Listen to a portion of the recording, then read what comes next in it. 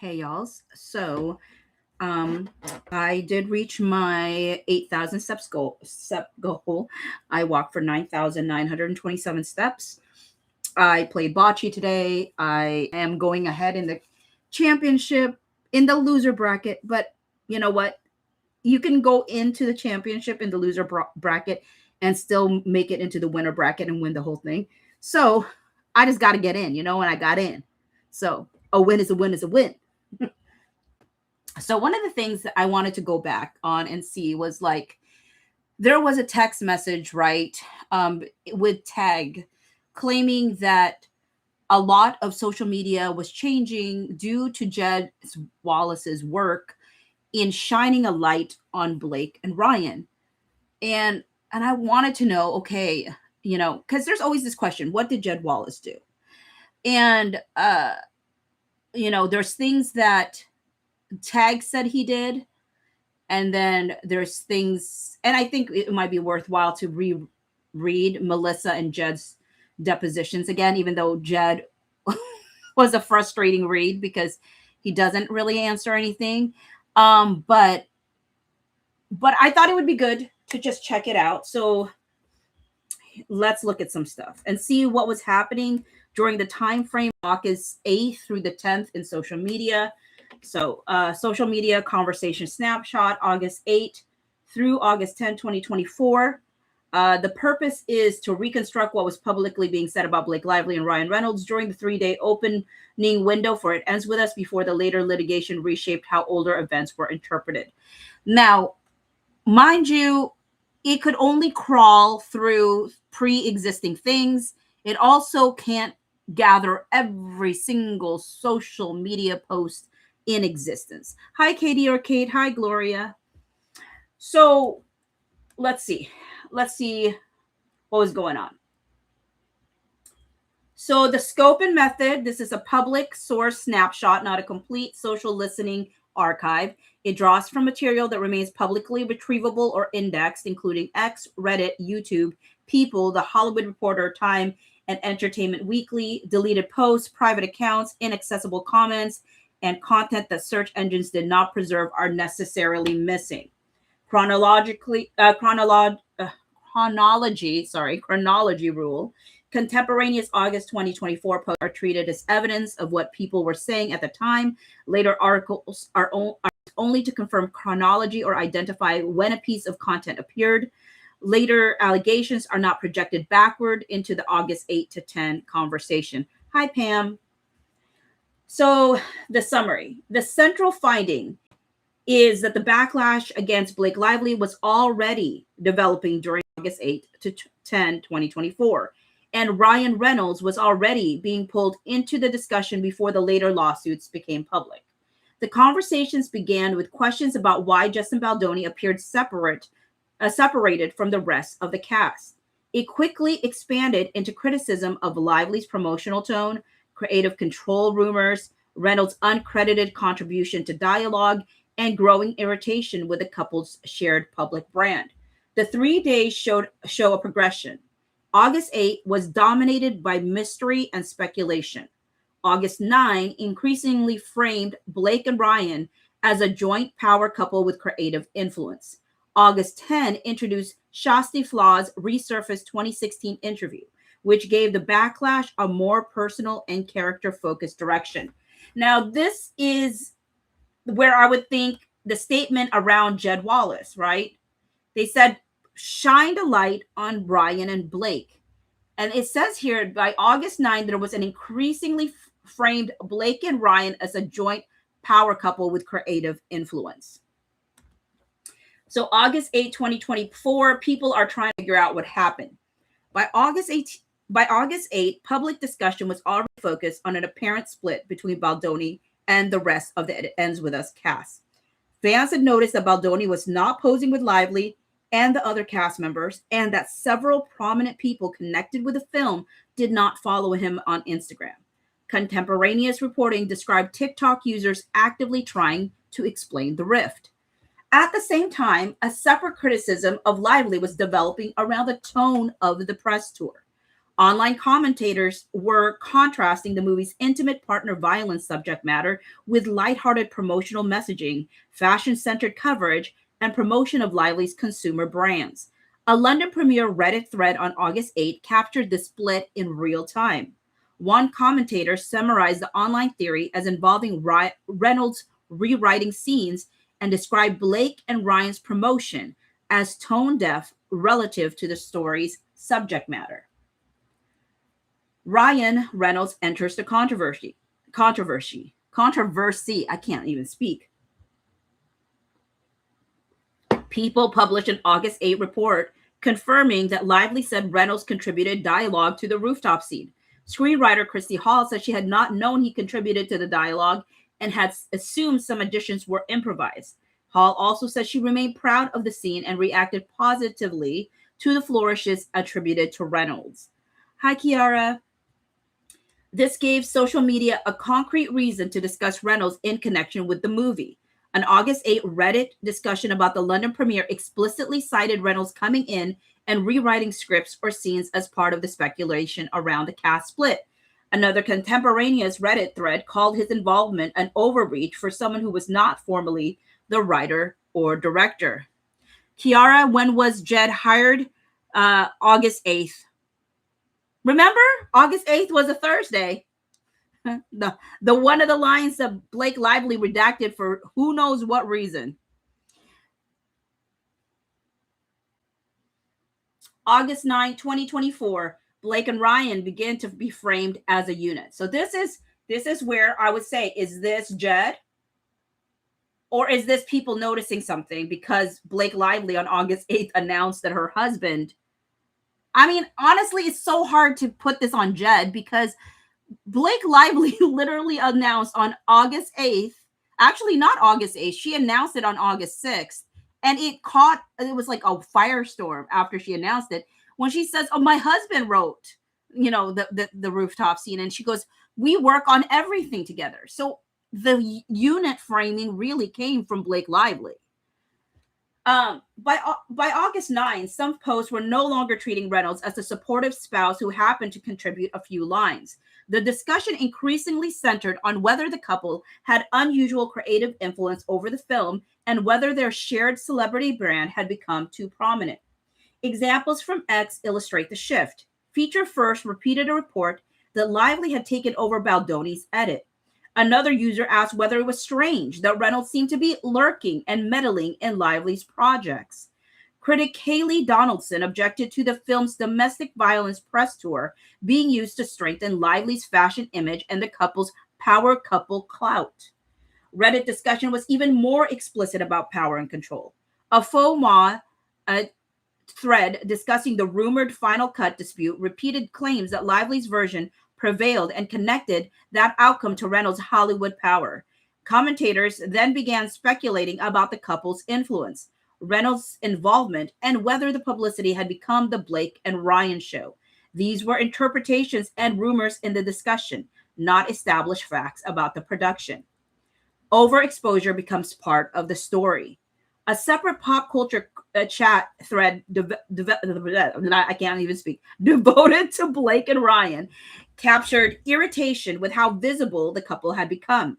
Commentators described them as overexposed and questioned whether the volume of positive couple content reflected public relations activity. The thread also pulled older criticisms back into circulation, showing how quickly a current controversy could reactivate pre-existing grievances about celebrity image and authenticity. Hi, In My Opinion with Love. Positive and neutral coverage still existed alongside the backlash. People reported on Lively sharing her coat with an emotional fan at the London premiere and giving out screening tickets. This is important because the 3-day period was not a uniformly negative media environment. A casual entertainment reader could still encounter conventional, favorable celebrity coverage while social media or social platforms were becoming more skeptical. So August 10, 2024, the backlash gains a personal character narrative. So on August 10, journalist Kjersti Flaa uploaded her 2016 interview with Lively under the title, The Blake Lively Interview That Made Me Want to Quit My Job. The video became a major accelerant because it offered older footage the viewers could use to make judgments about Lively's personality, rather than focusing only on the current press tour or the Baldoni mystery. The chronology matters. The Flaa video did not create the original August backlash. Before it appeared, social media was already discussing the cast split, Lively's marketing approach, Reynolds' involvement in dialogue, rumored creative differences, and the couple's shared public image. The video added a new dimension to an existing controversy. A caution is necessary when interpreting August 10. The video was uploaded that day, but much of its enormous viral afterlife developed after the end of this 3-day window. Later reporting identifies August 10 as a major inflection point, but reactions from August 11 onwards should not be treated as though they were already fully formed on August 10. How the emerging Blake and Ryan narratives differed. Blake Lively. The emerging criticism was the tone of domestic violence promotion, celebrity branding, creative influence, likability, and by August 10, character judgments based on older interview footage. What made it distinct? The criticism was increasingly personal and behavioral. Hi, Lex Watson. Ryan Reynolds. Uncredited creative involvement, perceived overreach into his wife's project, celebrity power, and questions about whether his public persona or influence was too dominant.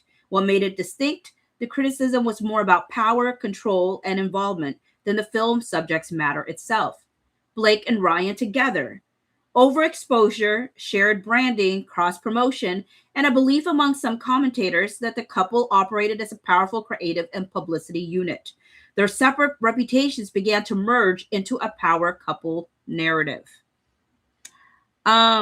Gloria said, and the fact there had been stories about BL being a bully and a mean girl in Hollywood for years already existed.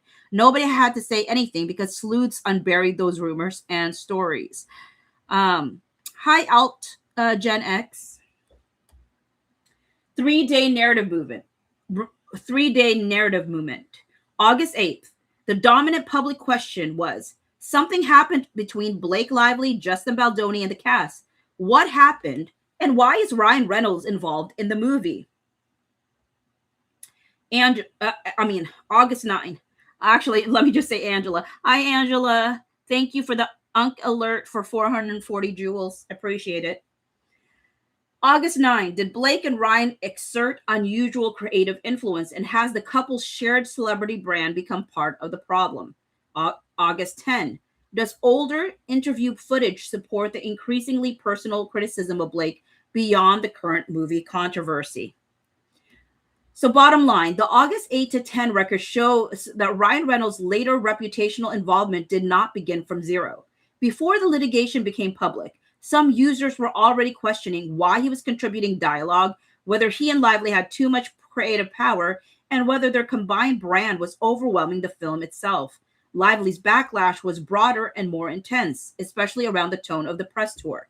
The Flaa video then helped move the conversation from criticism of specific promotional choices toward criticism of Lively as a person.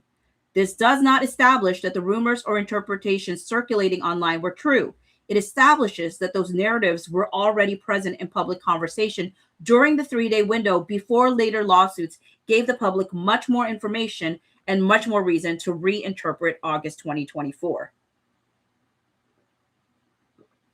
So, direct sources and links.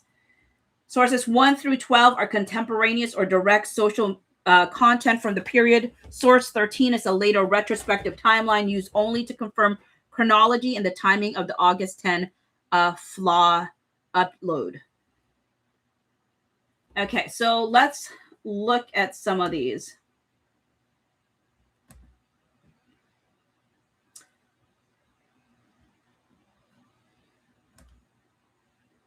Okay, I gotta unwall this.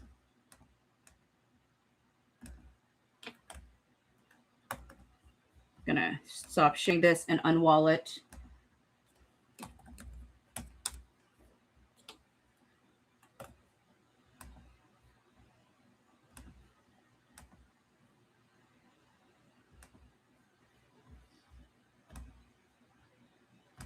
All right. So the links that they used was this Hollywood Reporter article by Carly Thomas. And it's, did Blake Lively, Justin Baldoni have a rift over It Ends With Us? Sleuthing TikTokers think so. This was August 8, 2024 at 6:09 p.m. Oh my word. There were so many things we read at that time. The Hollywood Reporter, that conversation about how the Hollywood Reporter was wanting to write an article, I believe was discussed by Sony.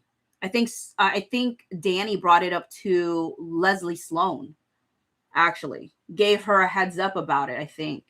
I can't, if I'm remembering correctly. I might be misremembering. But here's what this article said. Rumors began to swirl after Baldoni's notable absence from the film's joint press events, lack of group cast photos at the New York premiere, and the fact that Lively doesn't follow Baldoni on Instagram. Hi, Kate. You said, hi, everyone coming in late. What is this document Bocce is reading? It's just a compilation of what was happening during August 8th through 10th, because there was a text message with the tag PR trying to credit Jed Wallace for shifting the conversation or shifting the narrative by shining a light on Blake and Ryan. And so I wanted to see what was the shift to Blake and Ryan, and can you truly attribute that to Jed Wallace when Blake Lively was out there on August 6th basically saying my husband is like a bigger part of this than y'all even realize because we work on everything together. So I'm like, would people have gotten that idea anyway, with or without Jed? And so it's the hard part of any accusation, right? Is like someone, I remember reading an article, I think with y'all's, about how hard it is to ever actually know where something originated. It's like very difficult. So how do people know, what is what, right? At the end of the day, I just wanted to see what was the narrative, et cetera, et cetera. I think Blake Lively did herself no favors by declaring those things on August 6th. I think that put it out to the public, and the public got interested, right? So it says here, as it ends with a sales toward a strong opening weekend at the box office, the movie is facing unexpected and likely unwanted attention on social media. TikTok has been flooded with speculation about a rift between star producer Blake Lively and her co-star Justin Baldoni, who also directed the adaptation of Colleen Hoover's beloved book. Hi, Trish. Not since Don't Worry, Darling. Remember Spitgate? Or maybe Madame Web. Have social media users been so dedicated to parsing a film's press appearances like they are for the Zapruder film? Sources tell The Hollywood Reporter that there was a fracture among the filmmakers in the post-production process, wherein two different cuts of the movie emerged. It ends with a sleuthing on TikTok stemmed from Baldoni's notable absence from joint press events, the lack of group photos of Lively and Baldoni together at Tuesday's New York premiere, and the fact that neither Lively, Hoover, nor the rest of the cast follow Baldoni on Instagram, though he follows them. This raised eyebrows as during the development of the movie, Hoover and Baldoni appeared together on each other's Instagrams multiple times. Hi, thanks, Lex, for the gold coin for 10 jewels. Appreciate it. Social media users also began speculating that Lively brought in her husband, Ryan Reynolds, to help take over creative control of the film. This theory was stoked when Lively revealed at the film's world premiere that Reynolds wrote a key rooftop scene toward the beginning of the movie. We help each other. He works on everything I do. I work on everything he does. So his wins, his celebrations are mine, and mine are his, she said. The film has a script from Kjersti Hall. Reynolds did write a large chunk of dialogue for the scene, multiple insiders tell THR, but not the entire scene. Beyond that, he would have had no time to focus on his wife's film since he and director Sean Levy were working 24/7 on Deadpool and Wolverine from the time they were able to resume production in early November 2023 after the SAG-AFTRA strike and through the laborious post-production process before embarking on a global publicity tour. I'm sorry, Hollywood Reporter. He said beyond that, he would have no time to focus on his wife's film.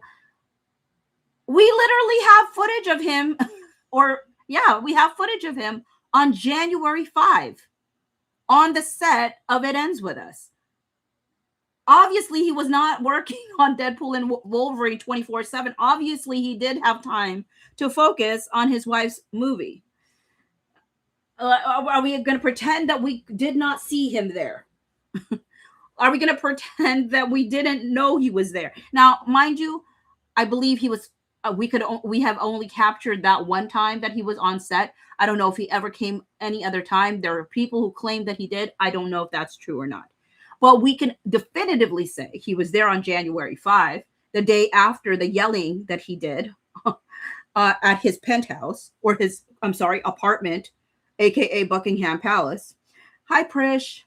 So I disagree with this statement. He had no time to focus. I mean, obviously he did. Lively, however, did have a strong say in the film's creative direction, as she was also a producer on the feature on top of being its star. Oh, roll my eyes.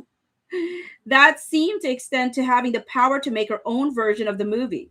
According to multiple sources, Lively commissioned a cut of the movie from editor Shane Reed, who was an editor on Deadpool and Wolverine and who cut the Lively directed music video for Taylor Swift's I Bet You Think About Me.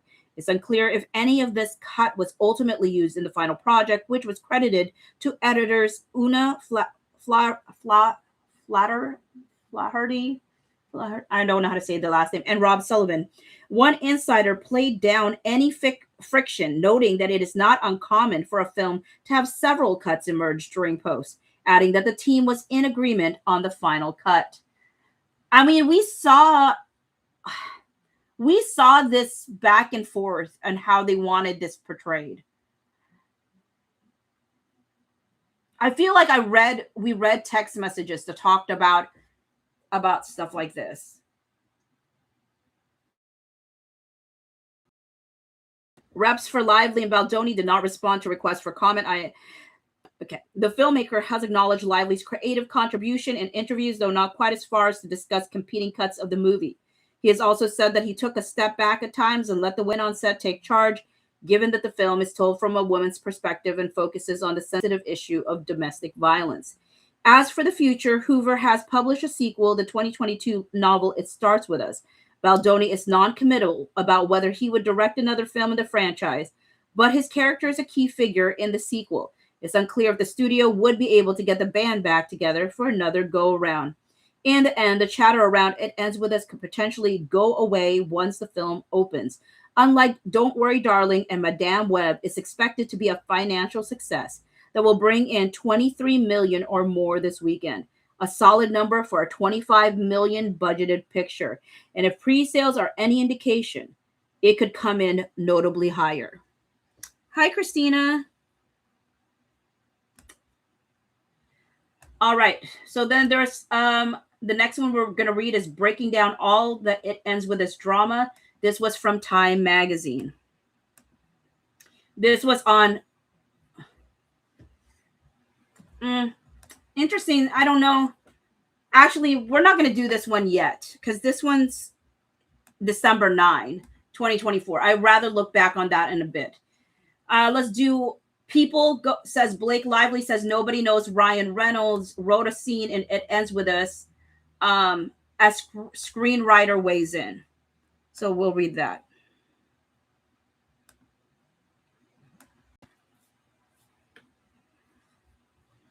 So, Benjamin Van Hoos. Oh, you stopped writing about her, didn't you? Didn't you, Benjamin? I still laugh, y'alls. I'm never gonna take credit for that, but I tell you, how much I laughed that I did a video about how Benjamin Van Hoos writes anything pro Blake, and that if there's anything that's going to be positive about Justin Baldoni in the article, he has to have a second person in the byline, because he can't, you know, he can't. Wait a minute, did I say hi to Pam already? I think I did, but now I'm second guessing myself. Did I see Pam and I didn't? Well, yes, I did. I did really early on. Okay. It's trying to jog my memory. But anyways, here's Benjamin Van Hoos when he was still writing articles about Blake Lively. But there's a byline here. So there's not just Benjamin, it's also Julia Moore. So the chances are high that this article is a lot more balanced than if it was just a Benjamin Van Hoos article by himself. Because again, he tended to be the one they would go to push out any pro Blake content. Okay, Blake Lively says nobody knows Ryan Reynolds wrote a scene and it ends with us as screenwriter weighs in. This is an exclusive. The film writer's Kjersti Hall tells people of the changes she spotted. If those flourishes came from Ryan, I think that's wonderful. So Blake Lively says husband Ryan Reynolds had a hand in some of the dialogue and it ends with us. Something even the movie's screenwriter wasn't aware of. Lively, and the star and producer of the film, told E! News at the New York City premiere on August 6th, the iconic rooftop scene, my husband actually wrote it. Nobody knows that, but you know. The actress, who also made a cameo in Reynolds' recent hit Deadpool and Wolverine, which he co-wrote, added, we help each other. He works on everything I do.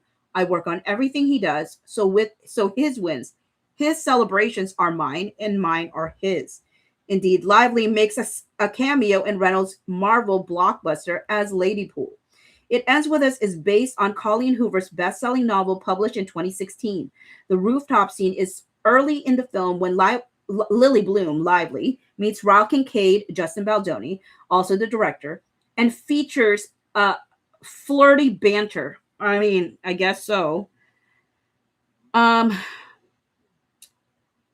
The film's screenwriter, Kjersti Hall, tells people that the specific scene was probably the trickiest one to tackle because it is perfect in the novel. My first attempt at the scene, I really tried to just honor what Colleen wrote, almost word for word, says Hall. I really, really tried because I just think that she did it best. What's tricky about that scene is it's long. I am very proud of my work, and I do feel like the beats that needed to be honored in the scene are preserved and they're there, adds Hall. Again, Colleen did it best. She did it first, and it's from her. I do think that the scene is really beautiful. It's a really beautiful reflection of what she penned from the beginning. Hall says she wasn't aware Reynolds had contributed to the dialogue use in the final version of the sequence. There were a couple of little things that I thought had been improvised, like when he... Sorry, there's some of the stupidest lines. There were a few little flourishes that I did not write, but I assumed that they had been improvised on set.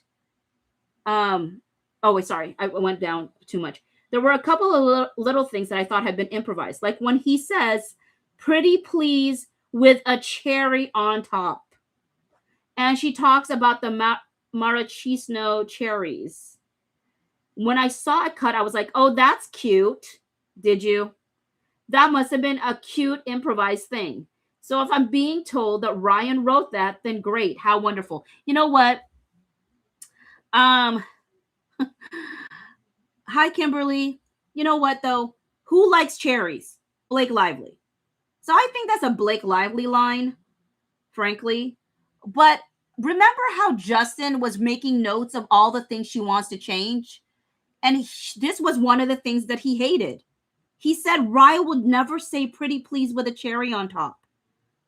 He was like, he did not want to say this line. He did not want to use this line. He said it was so not the character to say pretty please with a cherry on top. But it made it in. Guess why? Of course. Kiara said, I don't know the lore. What happened to this writer? In what sense, Kiara? There's no real lore. I mean, there's no real lore. For a little bit of time, she got dragged into this drama because Alex Sachs talked about how Kjersti Hall complained that she had wanted to direct It Ends With Us and wasn't allowed to. But all we ever heard was that from Alex's deposition, but we've never actually heard from Kjersti Hall herself. The closest thing that we've had from Kjersti Hall, we don't even know it to verify if it's someone actually close to Kjersti Hall. But basically, there was somebody in the comment section that claimed to know Kjersti Hall and stated that Kjersti Hall was lied to and she was not at all down for what was happening. So who knows what Kjersti Hall was told, and who knows if this person who claimed to know Kjersti Hall actually knows Kjersti Hall. Nobody knows. Hi, Luna's lovely Frenchies 8288. You said it wasn't cute. It was cringe. I mean, it was, yeah. I don't know. It's definitely not flirt. Well, I don't know.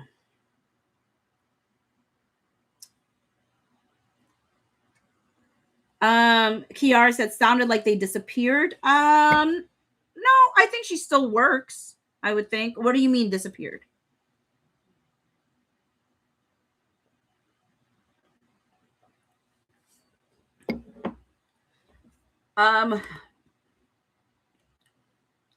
There were a few little flourishes that I did not write, but I assumed that they had been improvised on set.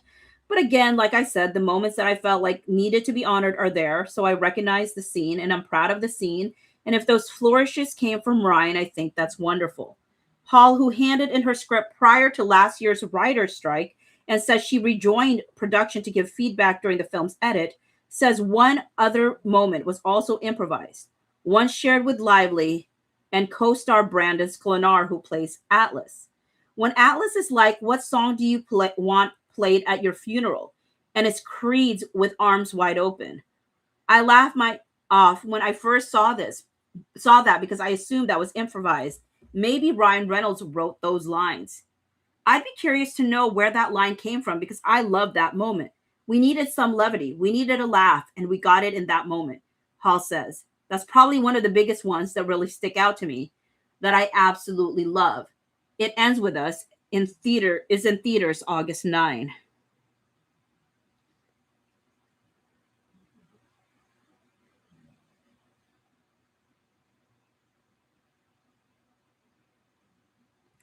Kimberly said, Bocce, did your mama get better? I mean, so far, so good. She finished her 7 days of antibiotics and they got scheduled for a check-in in September. I was like, why is it so far away? But I guess that's how they do it. I don't know. I mean, they must not be that worried if the check-in is not until a month from now. But my mom seems fine, which is a good thing. This statement about with arms wide open, this reminds me of a text message between Blake Lively and Brandon Sklenar. So I actually want to find that real quick. If somebody happens to know off the top of your head, if Brandon's which text message between Brandon Sklenar and Blake Lively happened.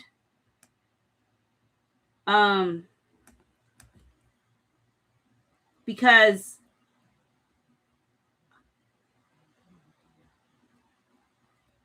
I'm trying to remember.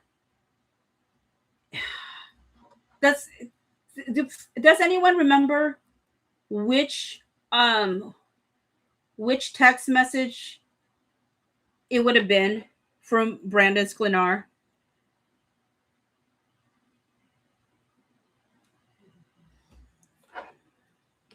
Hold on. Let me try to see if I can find it. It would be, let me look at.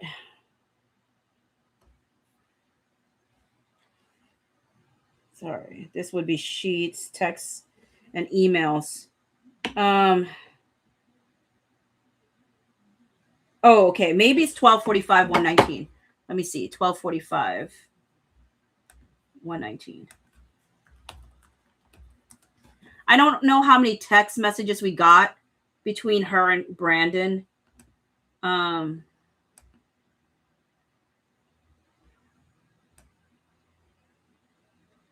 This is on August 12th through the 14th, I believe.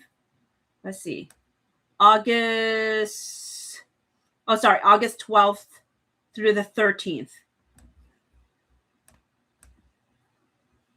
Because I feel like, I don't know if this is the text message I'm thinking of, but they bring up, I think, Arms Wide Open. So this is at 9:54 p.m.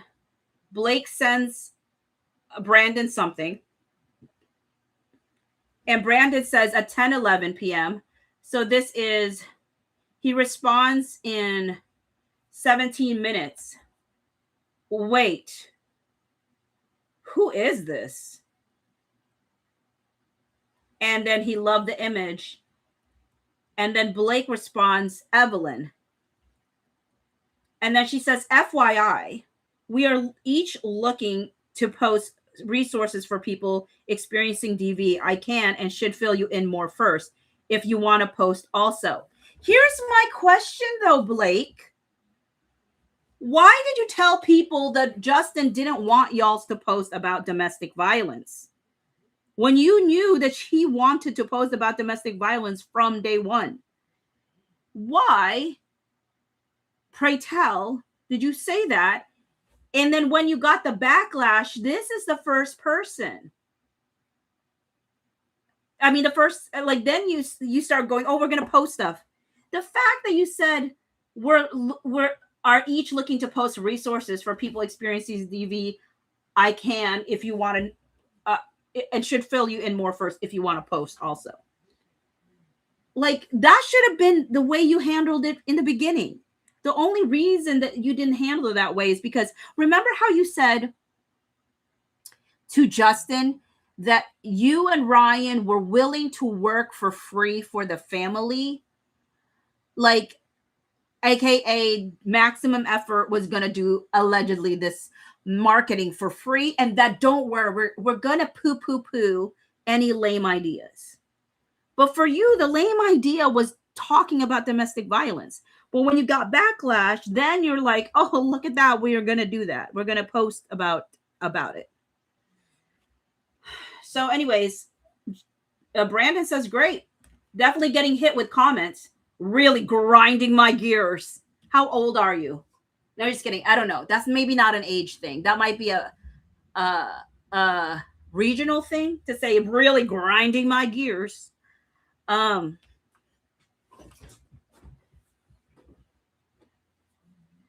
then Blake says, Sony is pulling together a graphic with organizations by region that were released in, getting that to us all ASAP. Well, y'all should have been doing that from the get-go.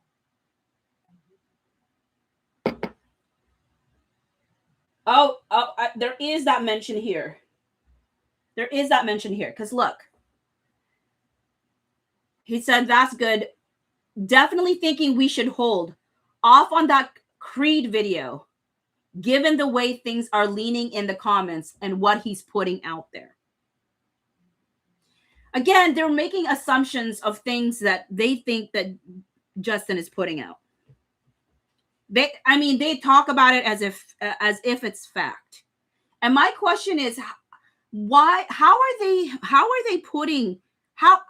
is Brandon Sklenar so sure that something is happening? That has to come. Why is his first thought Justin must be doing this rather than Blake put her foot in her mouth? And also, we didn't want to promote the DV aspect of this movie, and we're getting the natural repercussions or consequences of that. Why wasn't that his first go-to? Somebody's got to be feeding him. Do you understand? Somebody's feeding him this narrative that Justin is doing this. Now, my question, though, is, and you can see it, right? They fed it to Colleen. They fed it to someone else because she says, I think Jenny Slate. So it is very clear that Blake and Ryan both wanted all of their cast members to believe that Justin was doing all this stuff. Now, my question about that is, What gave Blake Lively this impression? And this is why I've always believed that Blake and Ryan, or at least Blake, was in connection with Stephanie Jones way before the subpoena that happened in September 27. I do, like, in my heart of hearts, believe that they were in communication even before Stephanie Jones took away the phone on the 21st of August. There's things that Blake Lively says that I feel like she got fed. And so I wouldn't be surprised if Stephanie Jones, because the enemy of my enemy is my friend kind of thing, you know what I mean? Hey, Jen. Kimberly said Brandon is my Josh.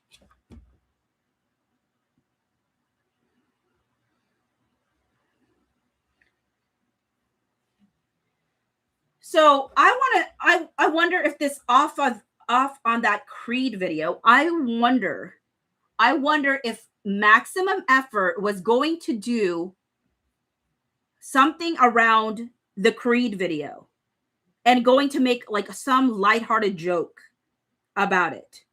You know what I mean? And remember, the context of that Creed video is, what song do you want played at your funeral? And he said it's Creed, Arms Wide Open. So I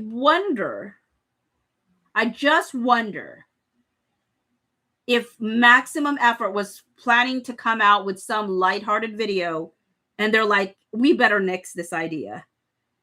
I mean, at least Brandon had enough foresight to say maybe we shouldn't continue to do stupid things. Brandon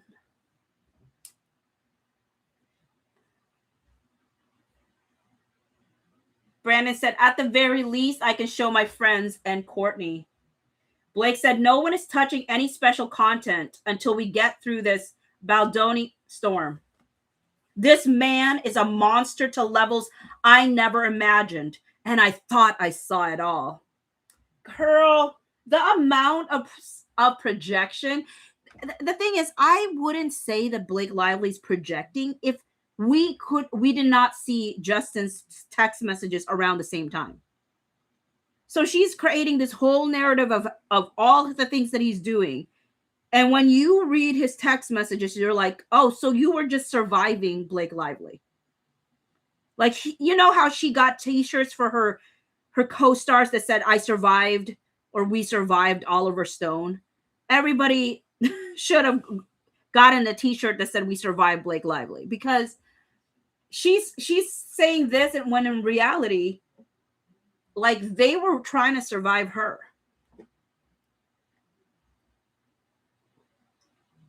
Brandon said it's actually insane. He's projecting the exact opposite of everything, constructing all of it. Brandon, I hope you understand how much you got fed so much BS.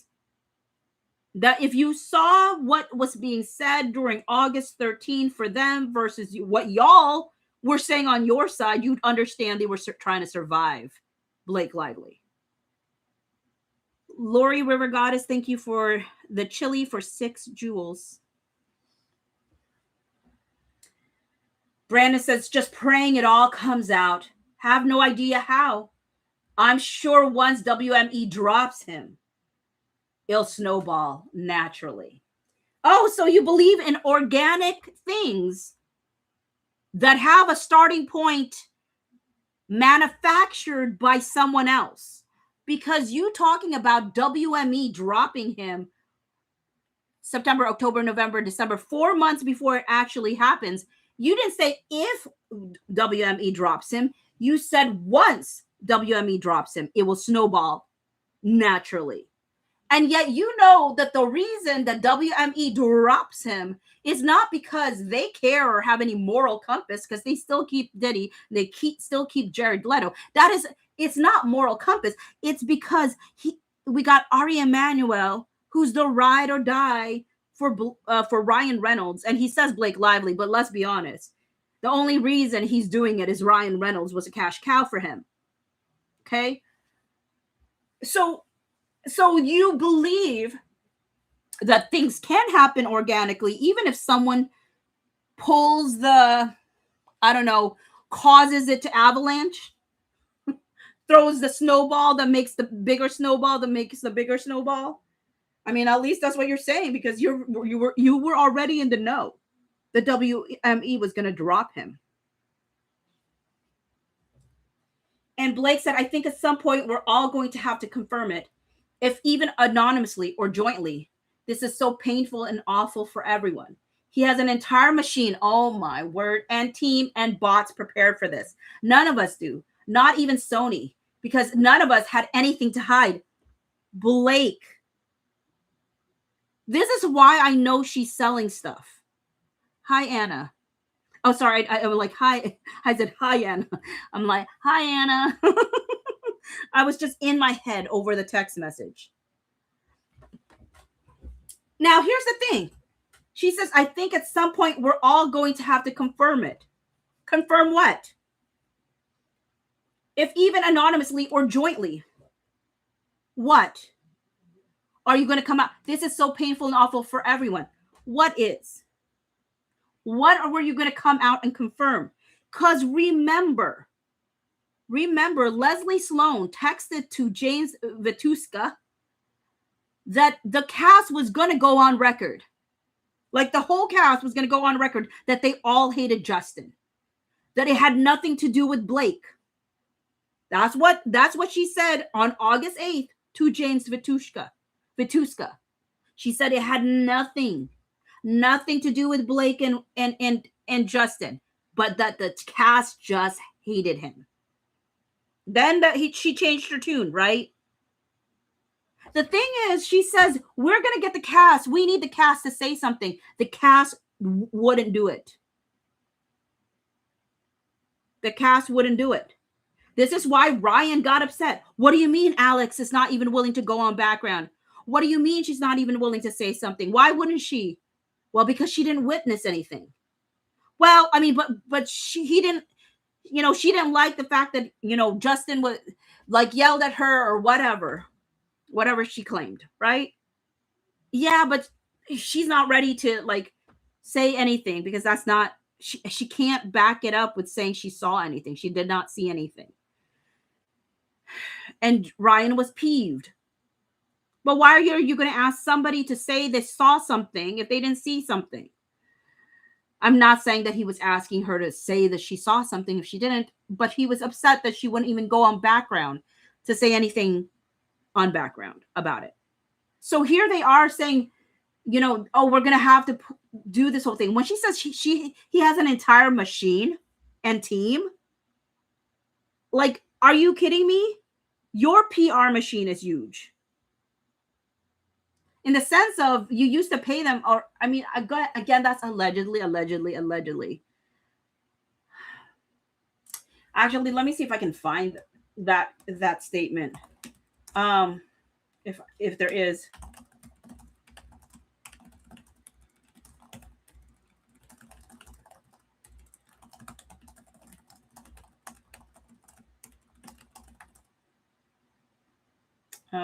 Paid for their PR back like a decade ago. Oh my God. Because did I say hi to the Red Woman 6631? If I didn't, hello.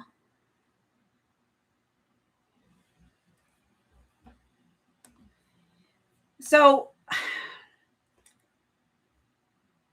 he has an entire machine, a team, and bots prepared for this. Remember how they said we never claimed they had bots? They're like, she literally said that. They tried to backtrack and say we never said that there were bots. Yeah, she did. She claimed there were bots. She goes, none of us do, not even Sony, because none of us had anything to hide. None of us. What do you mean? None of us do. Not even Sony, because none of us had anything to hide. He has an entire machine and bots prepared for this. None of us do. What do you mean, Blake? What a stinking liar. Yes, you do. And was Brandon born yesterday that he genuinely believed you didn't have a whole team ready for this? Ready for whatever?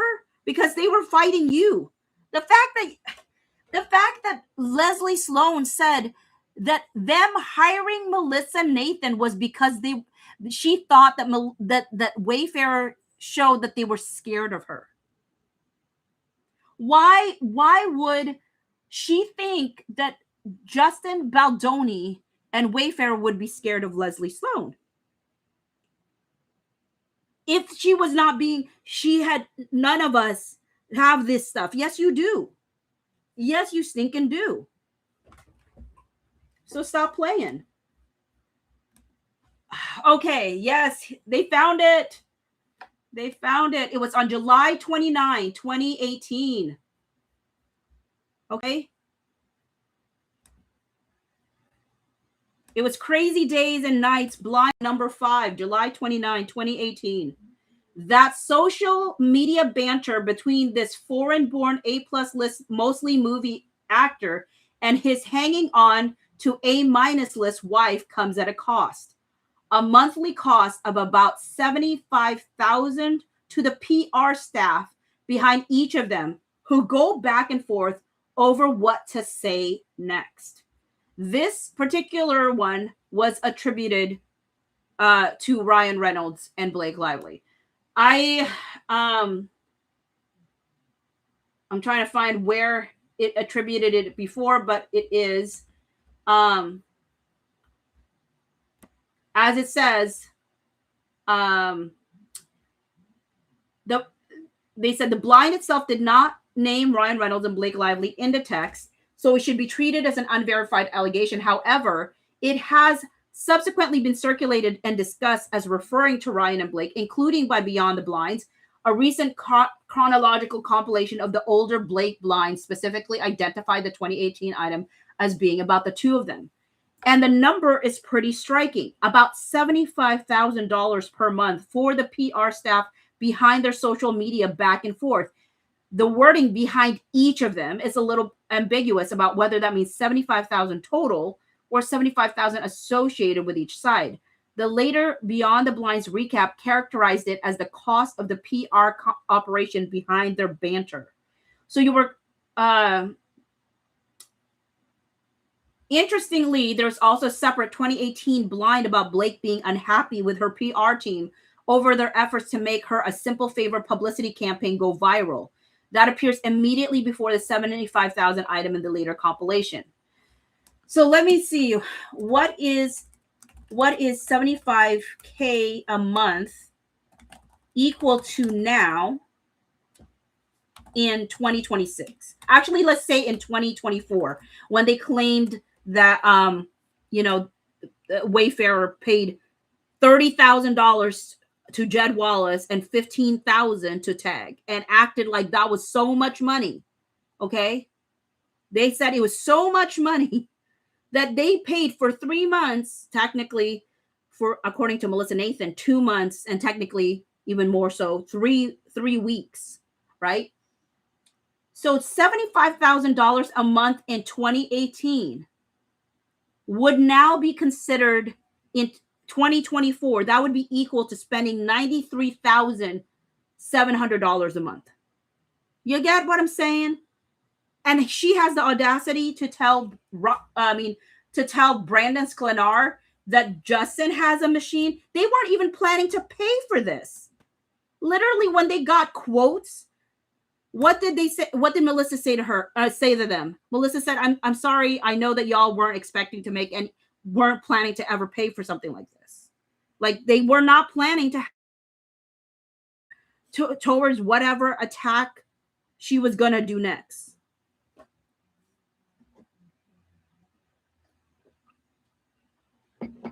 Brandon said, I agree.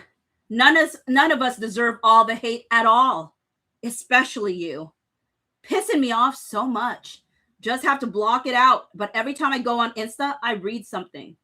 Well, that makes one of you, apparently.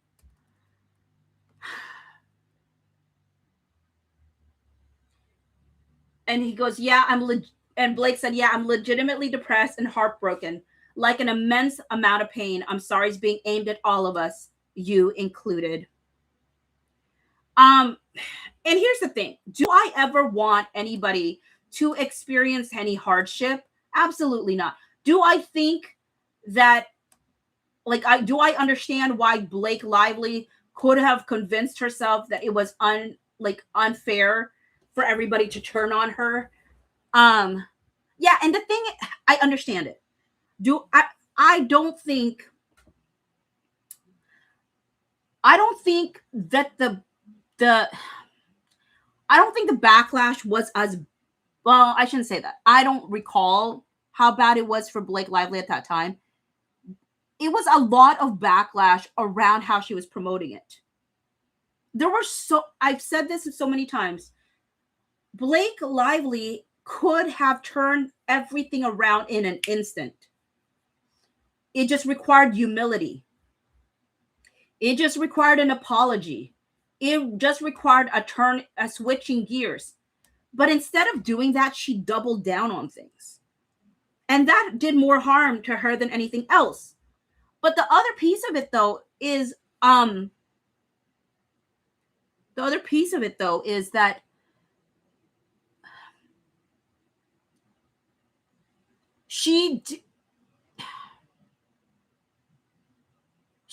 everybody had moved on. Nobody was thinking about her. And then she up and redoes more damage to herself. More damage to herself. She really didn't need to do that.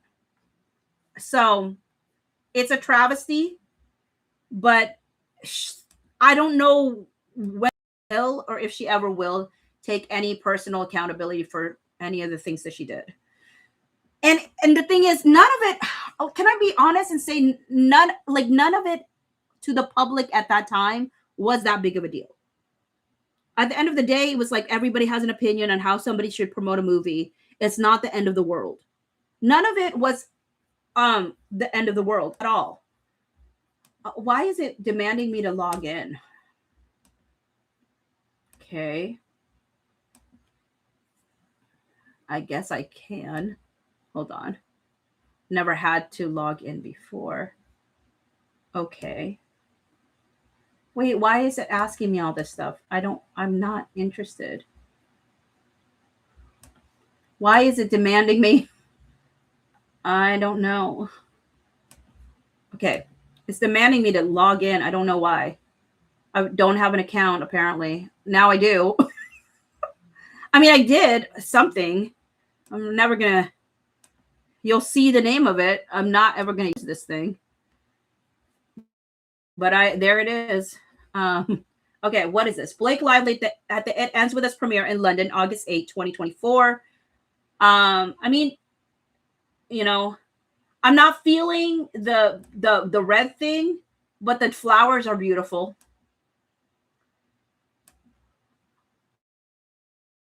I'm not sure.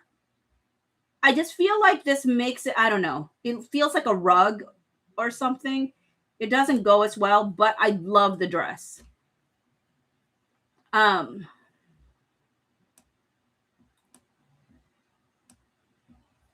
wait a minute. What was the purpose of this? Was there any? Oh, the discussion. I was supposed to look at the comments. Okay, what were the comments saying? Hi,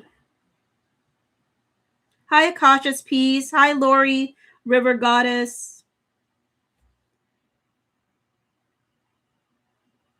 Okay. It says, all right, I actually like this one. Finally, okay, let's see. Is there anything else? See, I agree with this one. The shag carpet I can do without. Me too. But this dress was really pretty. I agree. People are just talking about her outfit. Is this the only purpose of this one? Okay. This one says this was a post at 11:54 a.m. Said, gorgeous, but I want someone to spill the Justin Baldoni sized tea. Spill it. And this Lizzie Sticks says, originally I thought Blake's partnership with Dumois for her hair care line was weird. But now I sort of think they have a mutual agreement to suppress whatever the drama is after it started to leak out there. Conspiracy theory. And then this is and then this person said, this is the first time I've heard that Blake Lively did a partnership with Dumois. I think this is the first time I've ever heard of it too. Whatever he wrote was deleted. Can you click on people's thing? Oh, this account is deleted, isn't it? Is this person deleted completely? Is that what that means, or is that their username? I don't. You can tell I don't go on Reddit. I need to do. I avoid it just so I emotionally protect myself.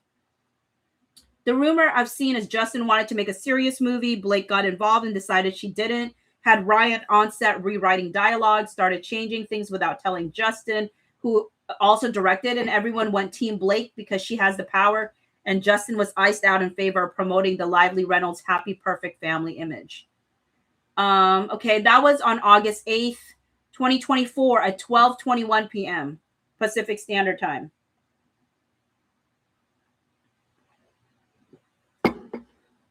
There's another rumor that BNR wanted to make this B's Oscar film. They did rewrites without Jay's approval, so if it tanks, they can blame him. Interesting.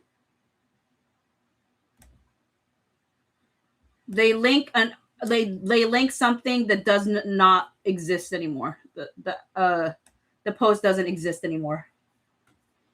I'm sorry, but this is the book adaptation. They're thinking it's going to get an Oscar. The Oscar, LOL. Okay. And here's the thing. This person, is this someone? Why are all these things deleted? Is this a person? Here's where you can have people who support Blake can say like, oh, was this one of the people that was trying to seed something? Who knows, right? Because it's deleted now. Like, does this person's stuff still exist? I don't know. OMG, if that's true, the thought of Ryan sitting there scribbling out new dialogue in the middle of a shoot day. Where is the crew for this movie? Spill all the deets, please. I think Blake was the one who said Ryan wrote a scene or two. LOL, bring your hubby to work day. Ugh, the audacity. But it's not new to see actors think they can do everything just as well as the people who are paid to do that as a career. He's not the only one who does it, but he really annoys me with his look at how clever and funny I am shtick.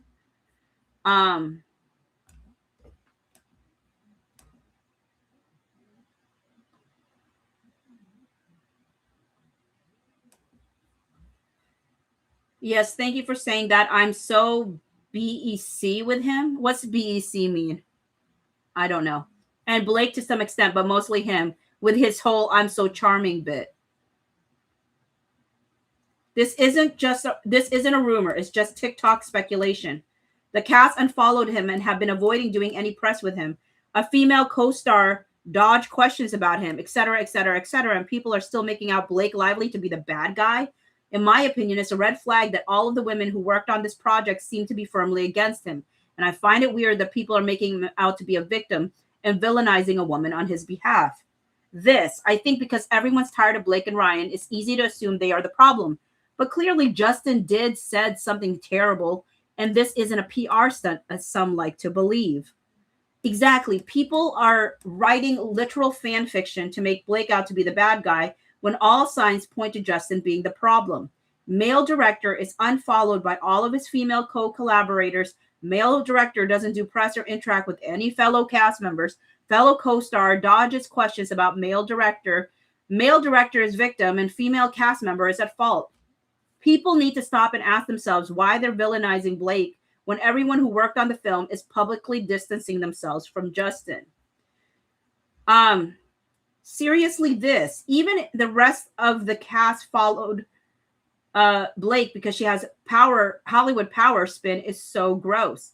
If it was just Blake versus Justin, I think it'd be more a gray area for me. But clearly, most of the cast feels the same way for a reason. Well, we do know for what reason these days. Well, I guess we can't definitively say, but reading the kind of things that she was trying to feed them, it's no wonder. And I think part of the reason that they wouldn't come out publicly with anything is because there really genuinely isn't anything that anybody saw. And they can't lie for her. You know what I mean? They can confirm what she claims that she said, I suppose. But even that, I think, would be hard. They'd be hard pressed. Maybe except for maybe Jenny Slate. But even Jenny Slate, as she said, she didn't choose to pursue anything because as far as she was concerned, everything was resolved on set. Nothing needed to be handled after the set. But she would have had no problems promoting with Justin either way.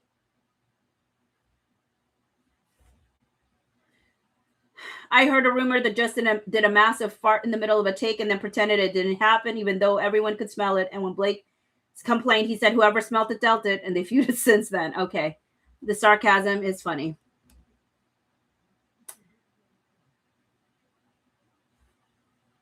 Why didn't Ryan cast himself and pull a Sam Levinson?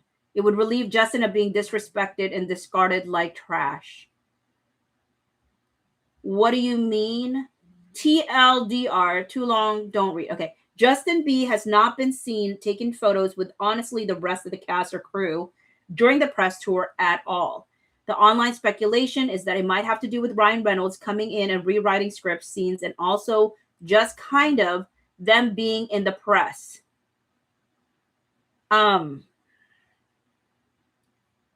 Blake promoting her new hair care product line, Ryan and you being there post Deadpool. Meanwhile, Justin has been taking the opportunity to shed light on the story's actual problematic points, such as a focus on essay and abuse.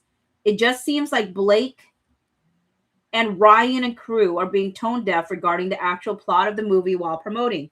Adding in, this is only talk I read online that people were trying to push this for Blake's first Oscar nom, LMAO. But IDK, how true that is, because ain't no way. Ain't no way for sure. But I mean, we saw her little request for more money if she won an Oscar.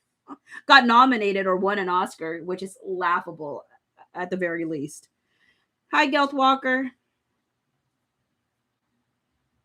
Yes, Justin seems passionate about the topics. He's spoken at length about masculinity and needing men to be better. In interviews, he's discussing domestic violence and has some interesting insights. By contrast, Blake seems to think that she's SJP in a rom-com.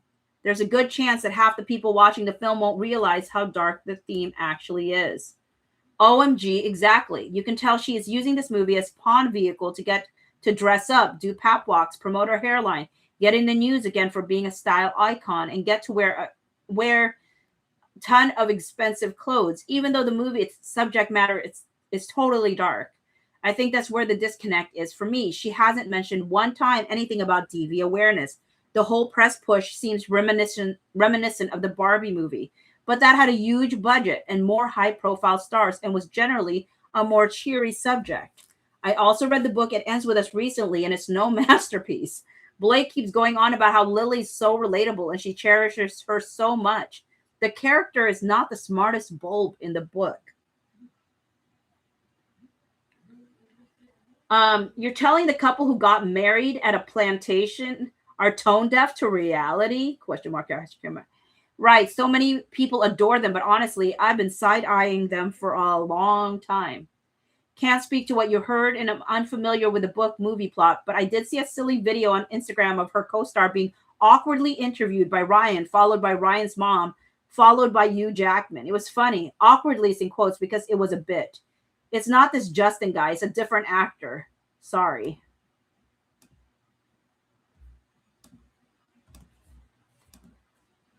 Okay, so that's what didn't sit well with me. The vibes she's giving for the promo don't occur with the theme of the movie. Don't concur with the theme of the movie. It's so wrong. I know, right? That's what I want to know. He's doing press in Chicago right now. I guess they need a full ocean to separate them, LOL. What if they're purposely creating fake drama to drum up publicity for the film? Finally, we knew she would figure it out eventually. This is pretty fire. Oh, they're talking about the outfit. She finally figured out how to choose a good outfit. Okay, is there anything else? The marketing for this domestic violence movies being all flowery and romantic is very off-putting to me. But I need to know what the drama is. I guess they're leaning into the main character owning a flower shop thing. I think her character's name is also flower themed and it's called Lily Bloom.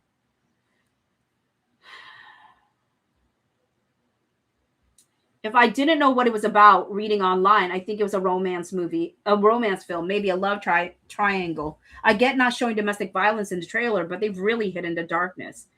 I had no idea what the movie's about, but from seeing the trailers, I 100% thought this was a lesbian rom-com where Blake Lively and Jenny Slate fall in love. I would definitely watch a Blake and Jenny rom-com. So fun. I'm actually really bummed it's not.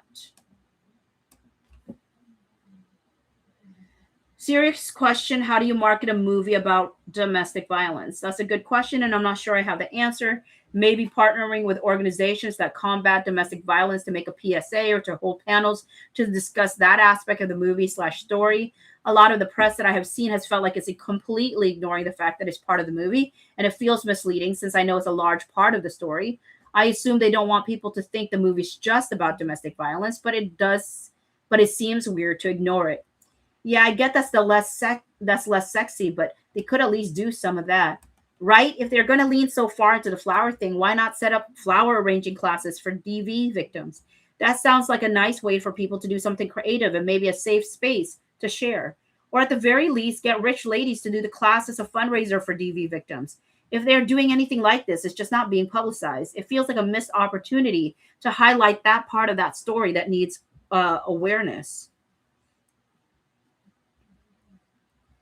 Isn't the drama with the director? Yeah, the cast all unfollowed him, and he hasn't really been part of the press tour. Yes, but it's easier for people to hate on Blake. It's based on themes within the book, but if you haven't read it, I can see how that would be pretty off-putting. Um. Oh, oh my word, they're right. The cape does remind me of Elmo. That's a really good description of what that outfit looked like. It like Elmo. Is no one else in the film? Respectfully, I know she has a project coming out, but I don't need to see her photos in every single sub. It sucks we are getting Colleen Hoover adaptations before seeing something cute and fun like Emily Henry. I don't know what that is. Oh, okay. So the people we meet on vacation. Okay. How many Elmos died to make that rap? I mean, no wonder. I didn't realize, but yeah, it definitely makes me think of Elmo. Anything else about the drama?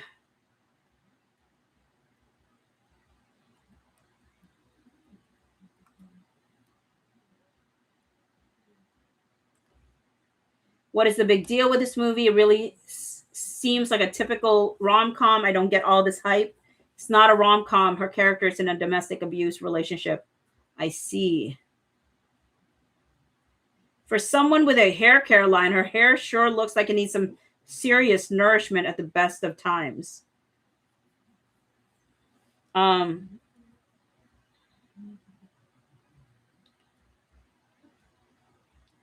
is there anything else where they speculate about the movie?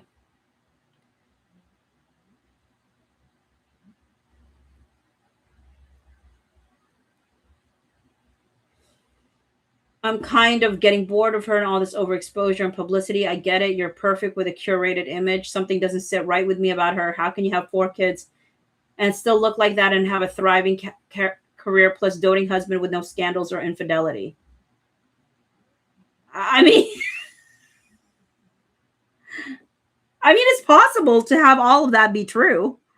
I I don't know the way that statement what's said, it's like it sounds more like jealousy than anything else, because it's like, how can you? And it's like, well, a person can.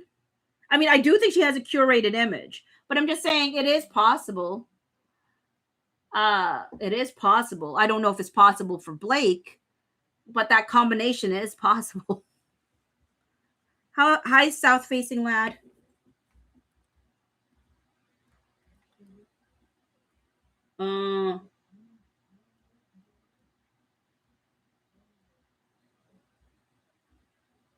Okay, I don't know what else there is. I don't want to read everything. Okay. Let me see if I want to read anything else that. Oops.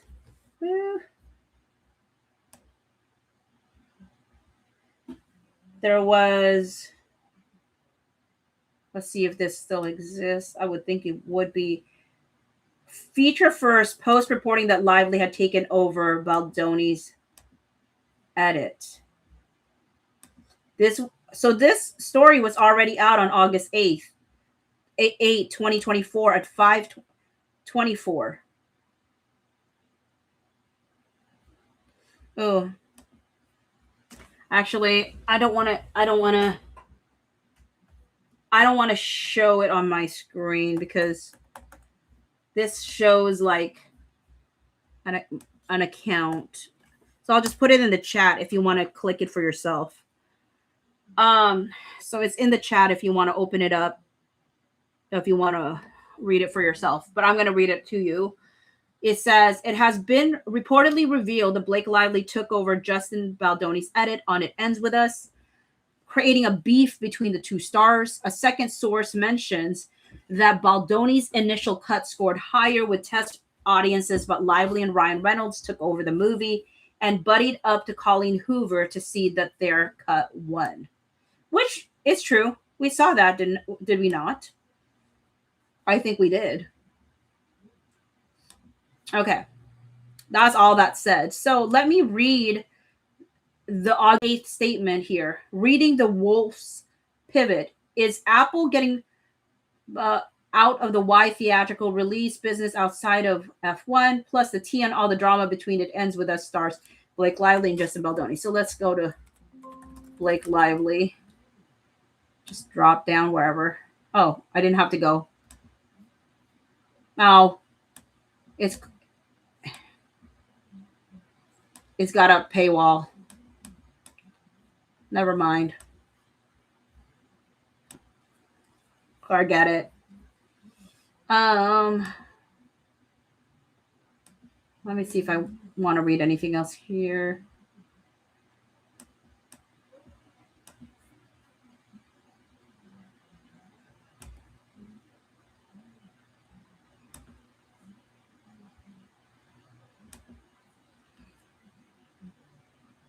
It says, does anyone else think it's weird how Ryan Reynolds is always lurking and meddling in Blake Lively's projects? Like, why the F is he on the It Ends With Us promo? Be a supportive husband, sure, but you brought Wolverine and your mom to the press junket too? I feel that. Sorry. And then whatever is going on with the It Ends With Us drama, it is extremely weird for Blake Lively to turn the promotional tour of a domestic violence drama into a platform for her to strengthen her fashion plate status and Ryan Reynolds' power couple clout. Who said this? Sorry, I'm not showing it on the screen, but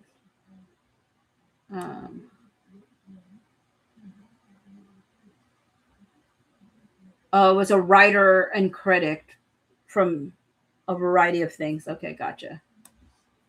Okay. Let's see. This one's a Reddit. This should be fine. What is 10:09 p.m.? Oh my word. I said I wanted to read Melissa and Jed's deposition again. That's not happening because I'm already tired. It Ends With Us director fought with Blake Lively over Final Cut World of Real.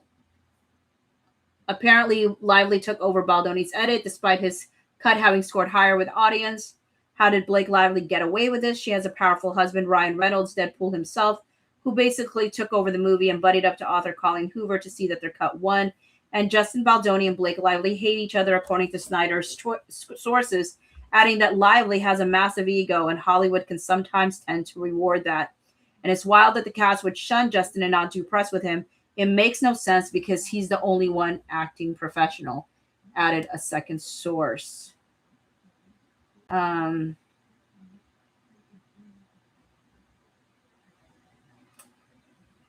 This person says the first mistake was making a movie based on Colleen Hoover. That's not, I mean, you're not wrong.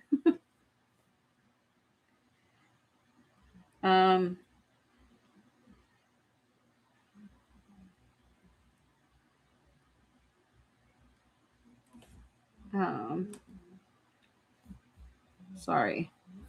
This thing keeps popping up on my screen. Okay. They talked about the tea on Colleen Hoover. Says a son of hers was accused of SH by a 16-year-old on Snapchat. And when she approached Hoover about it with screenshots, Hoover responded by blocking her. She's also a Zionist to boot. Oh, and she's the reason Z Library went down because people wouldn't stop downloading her books.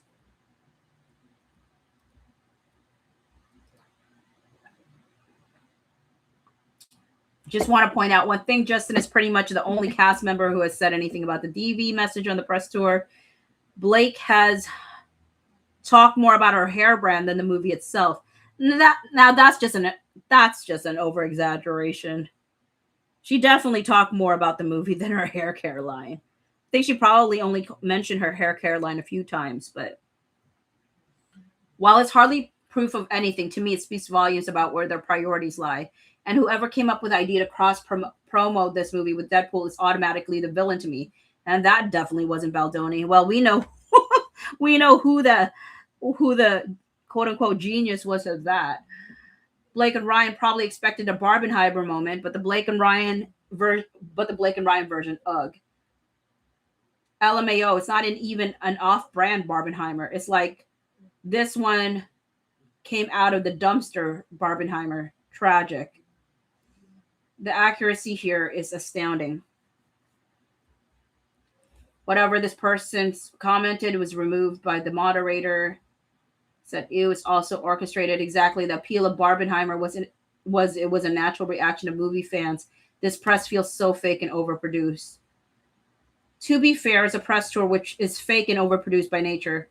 Ryan and Blake are beyond desperate, though. Can't wait for them to disappear. Definitely serious tryhards. It's a lot of overexposure at the moment. I don't know what they were thinking. The pictures are so bad, too. I can't tell if it's intentional, but it looks like they were photoshopped together. Okay. Them having big movies come out and being so involved in each other's press feels like hardcore oversaturation, which usually comes with the public turning on you.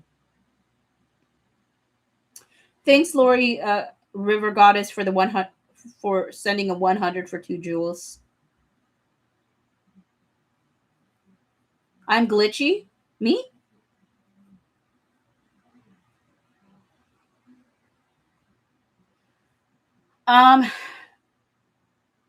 She made the comment recently to the effect, them both having movies come out and being so involved in each other's press, like hardcore oversaturation, which usually comes with the public turning on you. She made that comment recently to the effect of Ryan is involved in everything I do and I'm involved in everything he does. And I feel like they were trying to go for a cute Hollywood power couple goals moment, but I had no opinion at all on either of them prior to reading that. And now that I actually think about it, I'm so sick of them both. It just left a bad taste in my mouth. They're so annoying. She's right. They're both involved in everything the other does. And her quote not only made me care about them long enough to realize, but also made me realize how annoying and orchestrated they are. They have always for years been overly cutesy. They come across as very phony people. There's also several rumors as of late that Orion is not a nice person. Ha ha ha. So Plantation Wedding Girl is behind grand pretend liberal man who sold his phone company that he claimed he's bought to make affordable for the big bucks and stayed as the spokesman only So freaking funny to watch. Imagine if they step back and shut up, but friends with Taylor Swift don't really do that.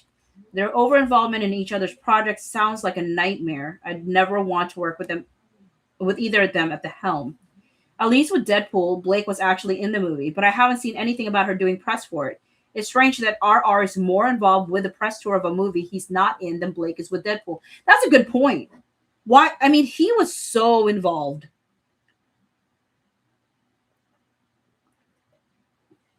Maybe they expected It Ends With Us to be a big movie, but it won't be. I hope not. Oh, it became a big movie. I honestly didn't think it would be. It doesn't look interesting, and Hoover already doesn't have a great reputation with some people. But I love Baldoni for wanting to spread awareness about DV. He sees the importance of talking about a tough subject. And Lively's just, all girls just want to have fun. They must think people love them. They will split soon. Why so? If B harms R's reputation, it will create chaos at home and put his reputation at risk. She already dragged him into this drama. Check out Kiara, maybe Farahani's breakout from her husband's story. He left her because he feared his reputation was on the line.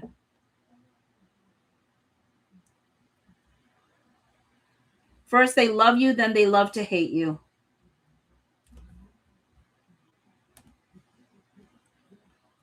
The way they're trying to manufacture that is way too transparent.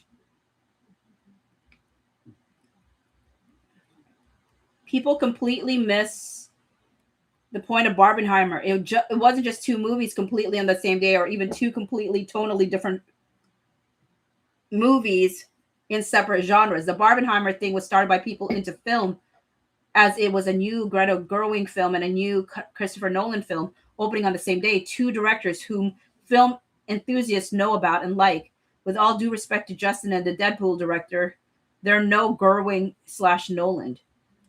From this rumor, it seems we have no change to see if Justin would have been, but Blake definitely isn't. There's a reason people into film absolutely adored and have followed Gerwig and Nolan since their very first features and stayed invested in each thing they produce. Real art and beauty comes from a real life lived.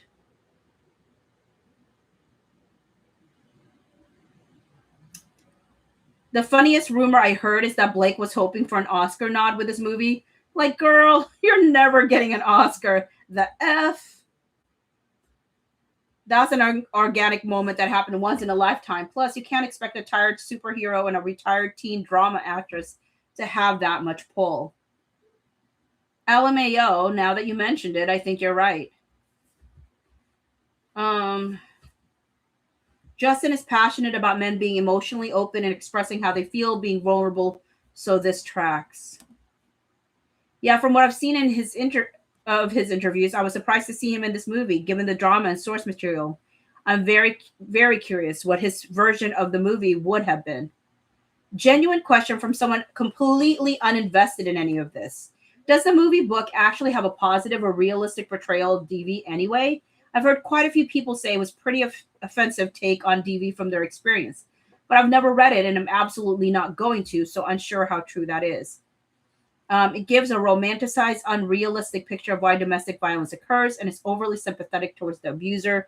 The book doesn't adequately link the abuser's obviously abusive acts with more subtly abusive behavior, which it should if it were trying to be realistic.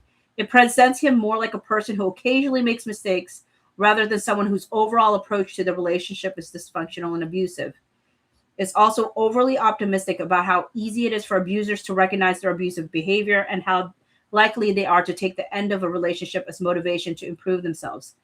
I think a lot of these issues are the result of the book trying to show why people stay with abusers and illustrate how abusers aren't the over-the-top, constantly evil people you typically see in media. That's an adorable goal, but it winds up leaning too far in the other direction and making the abuser overly sympathetic instead of showing more realistic reasons why people struggle to recognize that they are being abused or to leave their relationship. I wasn't surprised to find out that Hoover based it on her parents because the view of the abusive husband is much more of a child's view of their dad than an adult's view of their partner.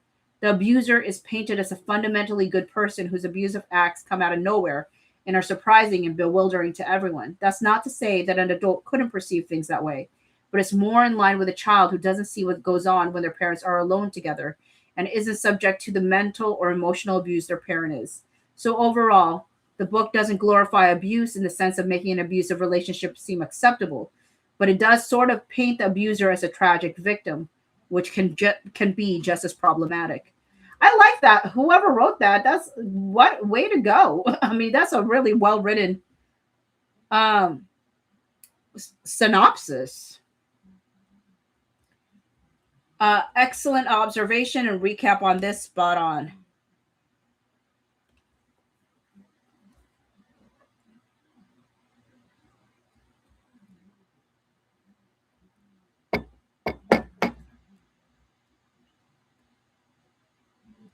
Um,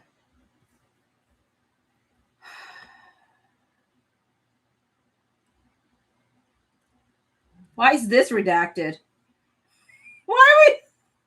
Since this is the best comment I've seen about why the book is bad, I'd like to also add a couple of other things that tend to get glossed over in this conversation. I'm sorry, why is this redacted?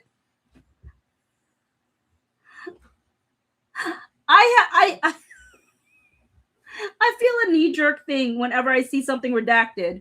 What's under this? August 8th was a Thursday? Why is this? You're talking about the character Lily. Why is this redacted?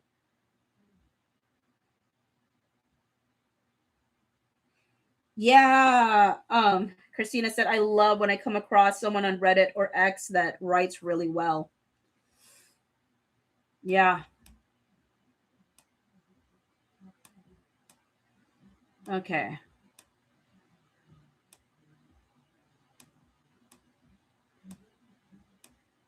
I think interesting.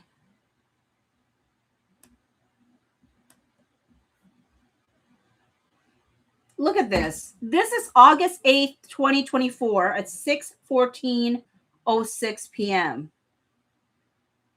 Hashtag release the Baldoni cut.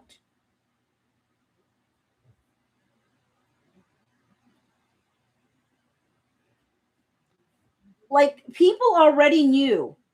So a part of me feels like that could have been planted by them. But the other thing that I could see was actually one of the editors could have just put that out, because I do believe one of the editors was really not down with Blake Lively, even though she ended up using her as the editor. I don't think she was down for her with her.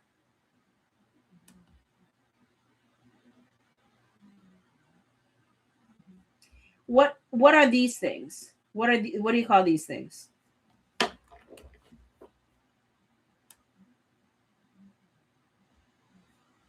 Does that give you a bigger boost if you do that?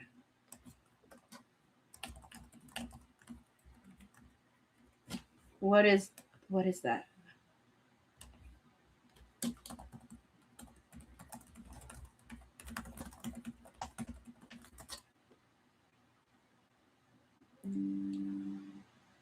Cam, this is weird redacting in the wild. Right? Like, what in the world? I don't get it.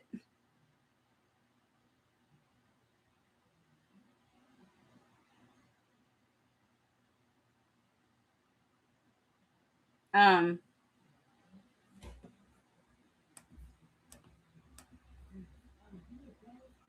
but when it says here, Blake seems to be learning from Taylor's playbook by exerting your power over people and making everyone else involved, showing their loyalty by unfollowing on social media. That got 1.1K views, and that handshakey thing. This particular account that put that has was only around 3 years ago. Actually, was on August 2, 2023, that they created their account. Thank you for the chili for 6 jewels, Lori. They've had 1,023 contributions since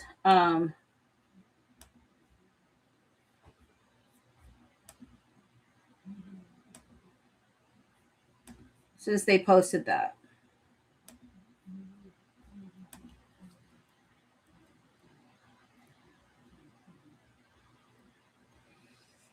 Okay, y'all.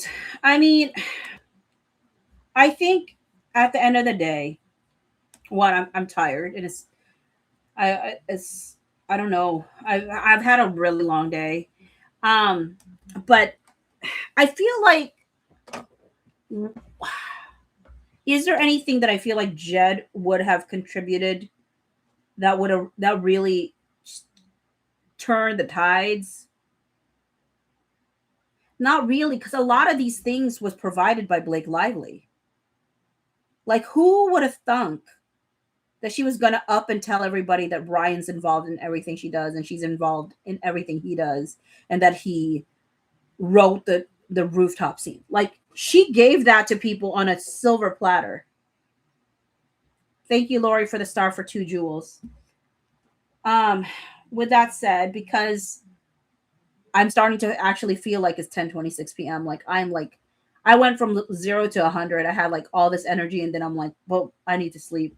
Anyways, yeah, I got to go. But thank you for spending time with me. Sorry for the abrupt ending. Just sometimes when like the tiredness hits me, I'm like, I got to go. Have a good one, folks. Bye.